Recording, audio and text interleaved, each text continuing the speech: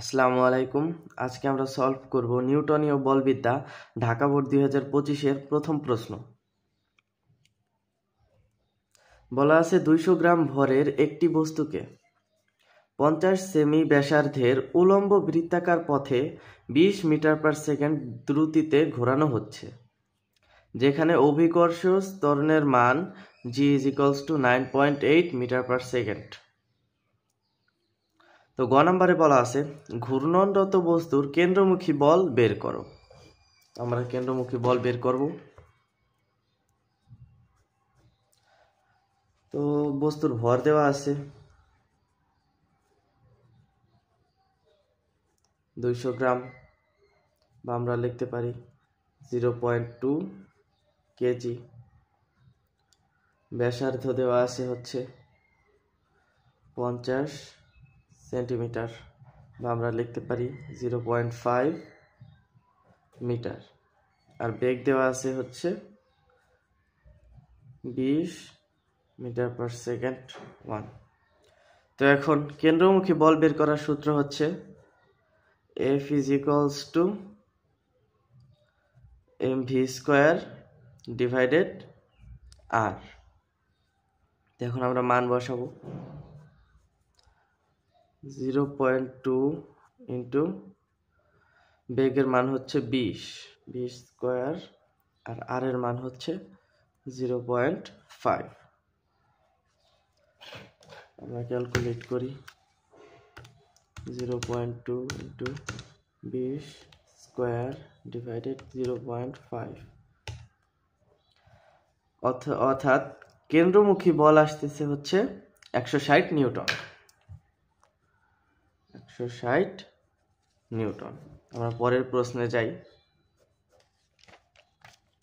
পরের প্রশ্নে বলা আছে ঘূর্ণনরত বস্তুর সর্বনিম্ন অবস্থানে সুতার টান সর্বোচ্চ এবং সর্বোচ্চ অবস্থানে সুতার টান সর্বনিম্ন ব্যাখ্যা করো। অর্থাৎ আমাদের দেখাইতে হবে যে উলম্ব তলে সর্বোচ্চ বিন্দুতে বস্তুর ওপর সুতার টান কম হবে এবং সর্বনিম্ন বিন্দুতে সুতার টান সর্বোচ্চ হবে। তো আমরা আমাদের দুইটা মান বের করতে হবে। তো কেন্দ্রমুখী বল আমরা পাই কত? গ হতে 160 নিউটন। তো এই যে হচ্ছে উলম্ব তল, ধরলাম এই যে এমনি বস্তুটি ঘুরতেছে, এই যে হচ্ছে কেন্দ্র। তা আমাদের এইটা বের করতে হবে, এই যে সর্বোচ্চ বিন্দুতে সুতার টান, আর এইটা বের করতে হবে সর্বনিম্ন বিন্দুতে সুতার টান। মানে বস্তুটি এই জায়গায় থাকা অবস্থায় সুতার টান কত, আর এই জায়গায় থাকা অবস্থায় সুতার টান কত। তো এই জায়গায় এই যে সর্বনিম্ন বিন্দুতে কোণ আসতেছে কত? 0 ডিগ্রি। আর সর্বোচ্চ বিন্দুতে কোণ আসতেছে হচ্ছে θ = 180 ডিগ্রি। আর সর্বনিম্ন বিন্দুতে কোণের মান আসতেছে কত? θ2 = 0 ডিগ্রি। তো চলেন আমরা করে দেখি। তো আমাদের লাগবে হচ্ছে T1, মানে সর্বোচ্চ বিন্দুতে সুতার টান। তো এই ক্ষেত্রে সূত্র অনুযায়ী হচ্ছে F প্লাস mg cos θ। এই জায়গায় আমি সরাসরি F বসাইছি, কারণ আমাদের কাছে কেন্দ্রমুখী বল আছে। যদি কেন্দ্রমুখী বল না থাকতো তাহলে আমরা বসাইতাম হচ্ছে T = mr ওমেগা², এটা বসাইতাম। তো এখন মান বসাই। F এর মান 160 প্লাস m এর মান হচ্ছে 0.2 ইন্টু 9.8 ইন্টু cos যে θ1 180 ডিগ্রি।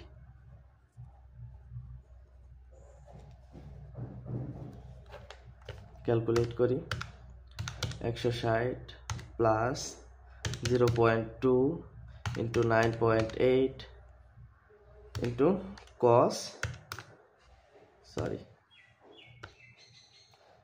180, মান আসতেছে হচ্ছে 158.04 নিউটন।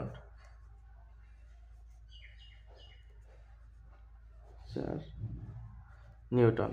অর্থাৎ আমরা বুঝতে পারি যেহেতু বস্তুটি এই সর্বোচ্চ বিন্দুতে আছে, তার মানে অভিকর্ষ ত্বরণ নিচের দিকে কাজ করতেছে। যেহেতু নিচের দিকে কাজ করতেছে, তাই এই যে এই মানটা মাইনাসে আসছে, আর এই যে সুতার টান কমে গেছে পূর্বের তুলনায়। এখন আমরা বের করব T2।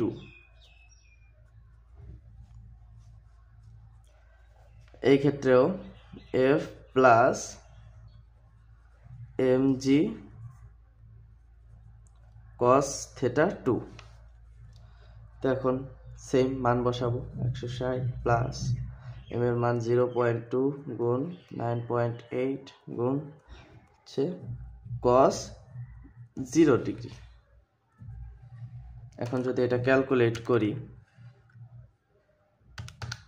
160 plus 0.2 into 9.8 into cos 0,